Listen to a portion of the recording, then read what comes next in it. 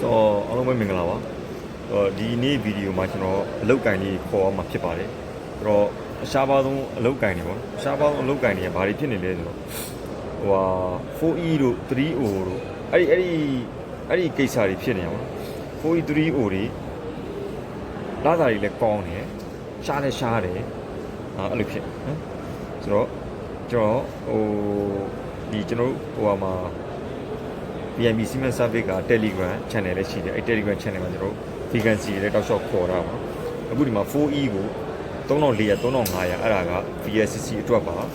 4E 3400 3500 3O ကတော့3200ပါပြီးသွားရင်ကွန်တိန်နာအတွက်ဆိုတော့ 3O က2900လည်းခေါ်ရတာရှိတယ်24 34တွေလည်းခေါ်ရတာရှိတယ်800နော်အဲ့ဒါ bucket တွေအတွက်24 34 ABY လာပါတော့အဲ့ဒါက bucket တွေအတွက်800နဲ့ခေါ်တာရှိတယ်ဒီက urgent လိုနေတာ 4E ပေါ့နော် 4E 3400နဲ့3500ဆိုတော့3500သာပိတ်တောင်းလိုက်3500ဖြစ်ဖို့များတယ်ပေါ့နော်ဆိုတော့ BSCC အတွက်ရောဟိုဟာ bucket တွေအတွက်ရော container အတွက်ရော 4E ရတယ်ပြီးကျွန်တော်တို့ဒီမှာအခုနောက်ပိုင်း live ချိတ်တဲ့ line တွေက Singapore Coastal သွားတဲ့ container တွေလာချိတ်တယ်ပေါ့နော်အဲ့ Singapore Coastal နဲ့ပတ်သွားတဲ့ container လေးတွေရတယ်အလိုင်းကောင်းတယ် 3E ကိုစင်ကူ4160ဆိုပြီးတော့ခေါ်ထားတာရှိတယ်နော်အဲ့တော့ဆိုတော့ BMB Cement Service ကနေပြီးတော့ကြိုဆိုလိုက်ပါတယ်တင်မောသာလူတစ်တွေရောလူဟောင်းတွေရောကျွန်တော်အလုပ်ကန်ရှာဖွေပေးလျက်ရှိပါတယ်